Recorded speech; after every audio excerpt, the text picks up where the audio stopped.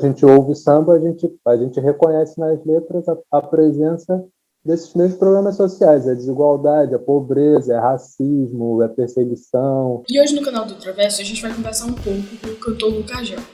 O Lucas Gel é brasileiro e mora em Portugal. No seu último trabalho, Samba de Guerrilha, ele conta um pouco sobre a história do Brasil, com poesia, narração e música, reverenciando também grandes nomes do samba. Deixa o like, não esquece de se inscrever, ativa o sininho e bora pra entrevista.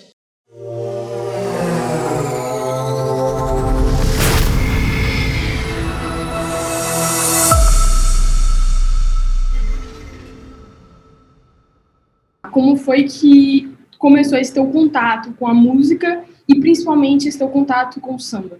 Meu contato com a música começou muito cedo, porque eu tive no jardim de infância ainda um professor de música, que é meu amigo até hoje, e que eu era fascinado por ele. Eu era um mini tiete dele. Ele era compositor, escrevia música para criança, eu tinha todas as fitinhas cassete dele. Só depois, quando eu comecei a entrar na adolescência, já com 11, 12 anos, foi que eu queria aprender a tocar guitarra. E comecei a me interessar mais por música de uma forma mais séria, assim. E a partir daí, foi tudo sempre muito natural. Eu nunca tive, depois desse momento, nunca tive dúvidas assim de que o meu trabalho seria na música. Quando fui fazer vestibular, não, não tive nenhuma crise assim de que faculdade que eu vou fazer. Já sabia já há muitos anos que era aquela. Já estava me preparando também há muitos anos para fazer a prova e foi assim. E tinha mas até esse momento, pelo menos, de entrar na faculdade, a minha relação com a música era muito através do rock. O samba entrou depois. Foi uma descoberta mais tardia. Eu gostava muito dessas coisas que estão aí atrás de você. Pink Floyd, Beatles. Era meu universo. O samba foi uma coisa mais madura. Foi uma paixão assim, mais já depois de um pouco mais velho. Se o operário soubesse reconhecer o valor que tem seu dia. Eu vi que tu começou mais no samba quando tu foi para Portugal mesmo, né? Sim, que eu comecei a realmente tocar samba foi aqui. Eu já no Brasil gostava, curtia, ia para roda de samba às vezes, mas nunca toquei. Foi quando eu cheguei aqui em Portugal que apareceu essa oportunidade assim meio inesperada e deu no que deu. Até hoje não larguei ainda. O teu último álbum, Samba de Guerrilha, ele conta um pouco sobre a história do Brasil e me diz como foi o processo, tanto de criação, como surgiu essa ideia, porque ele é um álbum mais criativo, ele é um álbum mais político. A gente sabe que o samba é político, mas ele tem o político bem claro. Como é que surgiu, como é que foi esse processo e como foi que surgiu essa ideia? O Samba de Guerrilha é um álbum mesmo, ele é conceitual. Ele tem uma linha narrativa que vai do início ao fim, é a mesma história. O Samba de Guerrilha como uma ideia, como um projeto, surgiu muito antes de eu gravar o álbum. Isso foi em 2016. Eu já fazia parte de alguns grupos de samba aqui em Portugal e me chamaram para participar de uma semana numa associação cultural, de uma semana dedicada ao Brasil. E estava bem no meio ali do processo do golpe contra a Dilma, aquilo tudo estava acontecendo naquele momento e fizeram uma semana aqui para falar sobre o Brasil e me convidaram para ir lá uma noite me apresentar. E foi esse o primeiro momento que eu tive essa ideia, uma espécie de workshop que eu tocava sambas que eu gostava, sambas políticos, e ia contando a história do samba misturado com a história do Brasil, e aí parava, tocava uma música, voltava para a história, ia percorrendo todo o século XX, fazia desde a abolição até Michel Temer. Era assim, fazendo um arco e tentando demonstrar, através da história do samba, como os problemas sociais estruturais do Brasil apesar de toda a transformação política que teve nos últimos 100 anos, eles continuam aí. Desses mesmos problemas sociais, a desigualdade, a pobreza, é racismo, é perseguição. O projeto do samba de guerrilha surge desse desejo. Mas fui, ao mesmo tempo, diversificando o formato do projeto. Preparei um texto, tipo um artigo de revista, que foi publicado aqui em Portugal. Comecei um programa de rádio também, tive durante 2 anos um programa de rádio chamado Samba de Guerrilha.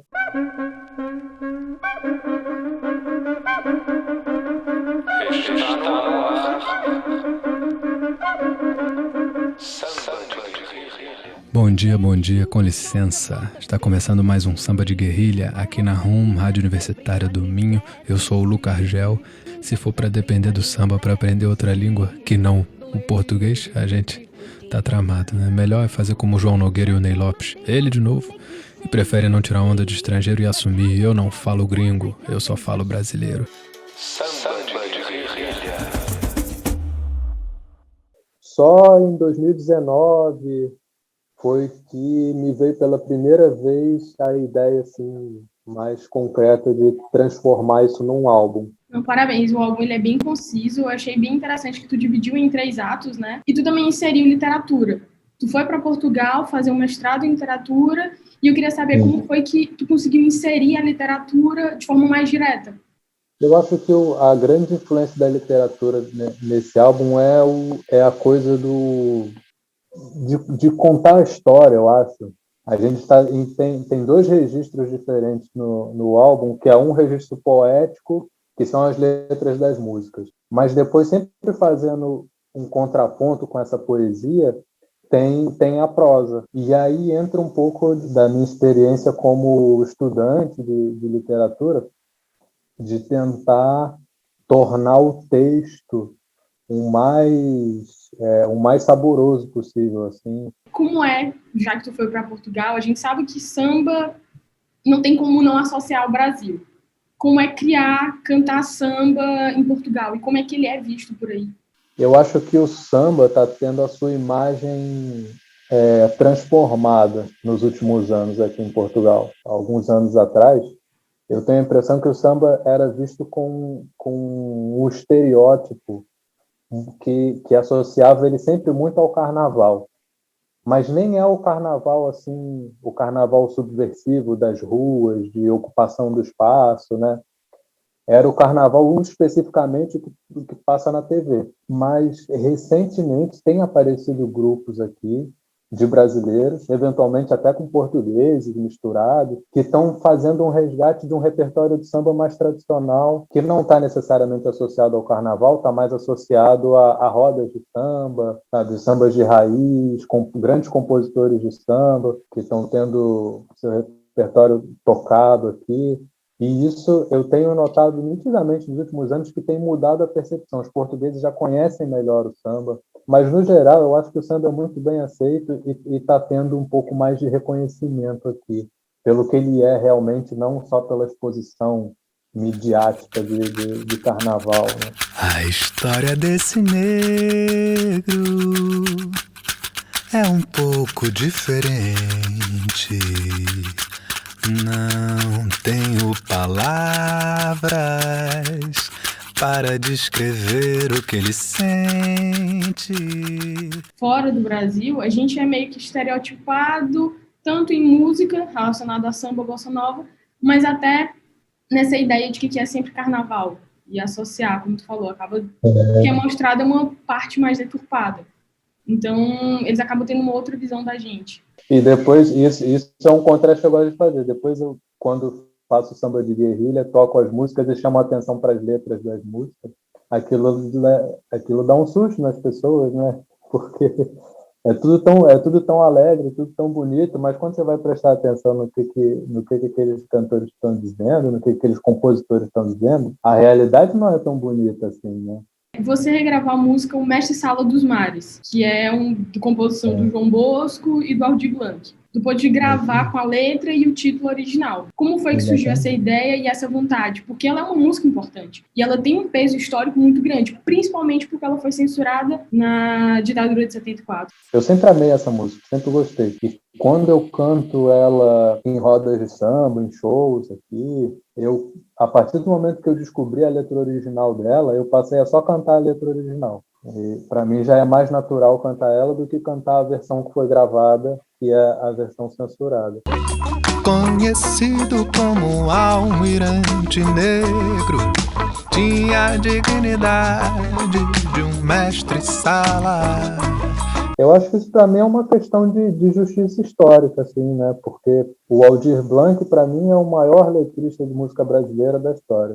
Ele é o maior, é o meu preferido, e acho que a letra dele, mesmo censurada, já era muito bonita. Eu acho que a coisa do título também é muito forte. Até arranjaram uma solução muito bonita, que é o Mestre Sala dos Mares, é um título bonito, mas não era para ser esse, o título era para ser Almirante Negro, e terem privado eles de dar esse título para a música é uma violência grande, é uma violência com os artistas, mas é principalmente uma violência com o personagem histórico, né? Um personagem super importante da história do Brasil, da história negra do Brasil, e é um gesto muito, muito cruel, tipo, não, esse personagem não pode ser homenageado, tem que ser apagado. E o Samba de Guerrilha, para mim, não só a regravação dessa música, mas ele como um todo, para mim é isso, é tentar desapagar, se é que existe essa palavra, né? Esses personagens, essas histórias, essas músicas que em algum momento o Estado brasileiro tentou apagar. Até porque o título original foi censurado 2 vezes. Censurado como Almirante Negro, censurado como Navegante Negro, porque eles não estavam conseguindo entender. Eu sei que eles sabiam que era por conta do cargo, almirante, não poder associar ao negro, mas eles não estavam pegando no ponto que era exatamente a palavra negro. Essa seria a palavra mais pesada dos militares, não poder ter essa palavra, não poder associar. E se torna um nome mais poético, o Mestre Sala dos Mares, mas a gente sabe, como tu falou, é uma tentativa de apagar a figura do João Cândido. Então, e poder gravar, eu imagino que, nossa, é incrível poder gravar com o título original, fazendo jus, realmente uma espécie de justiça. A gente falou um pouco sobre essa justiça com o samba. E como é que tu enxerga essa relação do samba como luta e essa resistência, tanto no samba de guerrilha quanto na história do surgimento do samba? Porque ele surgiu como resistência no Rio. Eu acho que o samba não surge como uma resistência direta a essa tentativa de apagamento. Ele surge mais com uma preocupação que é até anterior, é simplesmente sobreviver, fazer com que as pessoas dessas comunidades onde o samba nasceu conseguissem sobreviver a condições de vida muito precárias, de estarem muito marginalizados, não terem recebido nenhum apoio depois da abolição, porque sozinhos, individualmente, era impossível. Então, acho que não era eu pelo menos não enxergo como uma tentativa assim, consciente de vamos resistir à opressão. Não, vamos sobreviver aqui entre nós, vamos criar aqui o nosso espaço, aí reside a utilidade social do samba, pelo menos num primeiro momento. Acho natural que vários sambas do passado, do presente, façam referência a essa perseguição que o samba sofreu, façam referência à polícia, à vadiagem, à vagabundagem, muitas vezes até, e isso é curioso, muitas vezes até tomando partido do Estado e não do sambista, né? Condenando a malandragem, por exemplo. Tem muito samba que fala bem da malandragem, mas tem muito samba que também fala mal. E isso parece paradoxal, mas eu acho que faz todo sentido, porque o samba ele está o tempo todo, ele está jogando ali dos dois lados. Se por um lado ele é perseguido, por outro lado ele quer ser reconhecido também pela sociedade, né? Eu acho que ele vai jogando o seu charme assim para as autoridades, tentando mostrar que não é uma música degenerada, não é uma música de vagabundo, de marginal, e de certa forma historicamente é também, mas não é só isso, né? Não é só isso. Aí tem figuras como Paulo da Portela, por exemplo, que era um diplomata, fez com que o samba fosse visto pela alta sociedade brasileira como uma coisa um pouco mais digna, né? O samba é cheio de contradições nessa história. Eu acho que é isso que torna ele tão interessante. O que adianta eu trabalhar demais se o que eu ganho é pouco? Se cada dia eu vou mais pra trás nessa vida levando soco. Pois é, como tu falou, tem esses dois sambas, o que fala da malandragem, criticando, e também o que tem mais essa essência raiz. E, como tu comentou, isso me lembra que o Getúlio tentou fazer, quando ele tenta criar uma identidade nacional mais certa, o brasileiro, ele tem a cultura disso, ele é desse jeito, ele tenta trazer o samba, só que ele tenta embranquecer o samba e apagar um pouco dessa história. Tanto que, numa tentativa de aproximar mais essa elite, ele tenta trazer o Noel Rosa, mas não tem como apagar essa ideia de resistência desse samba mais raiz. Sim. Eu acho que até o Noel Rosa nem é a figura mais emblemática desse embranquecimento. Eu acho que é a Carmen Miranda. Apesar de serem dois artistas gigantes, que eu adoro, mas a Carmen Miranda eu acho que é uma figura muito emblemática, de ter sido eleita como a representante da música brasileira, de uma certa ideia de latinidade, de pan-latinidade. E, no entanto, é uma mulher branca, é uma mulher europeia, que vai para fora representar o Brasil, e até hoje uma grande referência do samba é a imagem da Carmen Miranda. Por mais genial que ela tenha sido, ela foi usada como uma peça de embranquecimento, assim, né, de tentativa de embranquecimento da música brasileira, sem dúvida. Eu vi um documentário, A Verdadeira História do Samba, numa conversa com o Grande Otelo, ele contou que muitas pessoas erram na hora de cantar ou de criar samba porque elas não olham para o passado, elas não olham para esse samba raiz, eles não tentam aprender com isso. O samba se renova. Vocês estão de acordo com esta renovação do samba? Sabe o que acontece? Otelo, você não pode entravar o progresso, certo? Certo. Eu não posso exigir que um jovem de hoje faça o mesmo samba que eu fazia na década de 40, de 50, porque é o instinto dele querer recriar.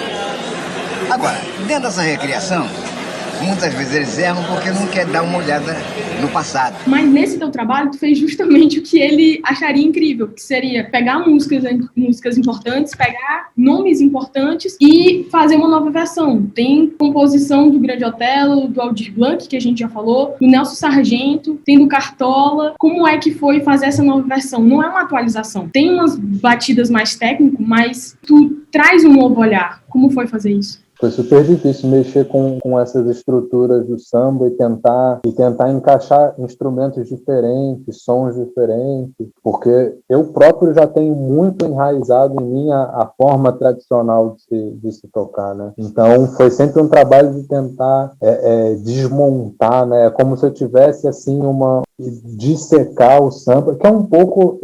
mas eu não fui a primeira pessoa que fez isso. O Tom Zé fez isso no Estudando Samba, foi uma das referências que eu tinha na cabeça. O Mundo Livre S.A. também tem uma coisa de misturar samba com rock, que é muito interessante. Existem algumas referências na música brasileira. O próprio Caetano Veloso, na trilogia da Banda C, também tem uma coisa de se aproximar de uma linguagem de rock, uma formação de rock mais crua, mas tocar samba com essa formação. Eu tinha essas referências em mente e tentei seguir essa mesma trilha de experimentação com o samba. Mas é aquilo que você falou, o horizonte está sempre ali, um olho está sempre lá no passado, naquelas referências mais primordiais dos compositores, respeitar o legado deles, mas não encarar o legado do samba como uma camisa de força, sabe? Ou como uma espécie de reserva florestal que você não pode tocar. Tem muita gente que trata o samba dessa forma, e que eu acho legítimo também. Tem gente que quer preservar a tradição e lindo, preserva a tradição. Salgueiro, Mangueira, estação primeira, guardai os vossos pandeiros, guardai. também era um desejo meu criar pontes de diálogo com o público português e, por tabela, até com outros públicos que não são brasileiros, porque nem sempre a sonoridade que a gente está habituado a ouvir no samba é uma coisa habitual para outras culturas. Mas a linguagem do rock e da música pop, do hip hop, da eletrônica, já são linguagens universais assim em muitos países. Então foi um pouco essa minha ideia de recriar esses sambas clássicos usando timbres. Podem ser mais familiares para outras pessoas. Tem certamente pessoas, sei lá, na Dinamarca, na Holanda, no Japão, sei lá onde, que estão mais habituados a ouvir música com sintetizadores do que com cavaquinho. Sabe? O cavaquinho pode soar uma coisa muito exótica e muito difícil de se comunicar com essas pessoas. Mas talvez uma guitarra elétrica não, um baixo não, ou um timbre eletrônico não. E isso é uma isca assim, que eu jogo para as pessoas se interessarem pelo samba, né? Uma espécie de porta de abertura. Depois, do outro lado, tem todo o universo mais tradicional, mas é uma ponte que eu tentei criar. A todas as lutas inglórias que através da nossa história não esquecemos jamais. Agora que tu lançou o Samba de Guerrilha, eu sei que foi recente, mas tem ideia para um projeto? Já está pensando, trabalhando em algum projeto? E esse projeto vai continuar no samba? Ou tu pretende diversificar e ir para outros gêneros? Tenho vários projetos assim na gaveta. A minha dúvida é qual que eu tiro primeiro da gaveta. Eu tenho como o Samba de Guerrilha está tendo uma repercussão muito boa, estou muito feliz com o resultado. É uma tentação seguir para um outro projeto irmanado assim, com o Samba de Guerrilha. Mas certamente vai ser uma coisa autoral, não vai ser mais versões. Vão ser músicas minhas. Provavelmente, eu não sei se vai ser assim, mas eu gostaria que tivessem alguma relação com história também, com história do Brasil. Provavelmente não nesse formato de narração, com texto entre as músicas. Vai ser uma coisa mais musical mesmo, puramente musical, e com referências a outras histórias desse mesmo universo, que é o universo do samba, e mais, talvez até, eu tenho uma vontade de ampliar isso para o universo da música afro-brasileira de uma forma geral. Eu já fico aqui na ansiedade para o teu próximo trabalho. Queria te agradecer pela entrevista e desejar muito sucesso. Obrigado, Ana. Eu que agradeço pelo convite. Um prazer conversar com você. Tchau, tchau.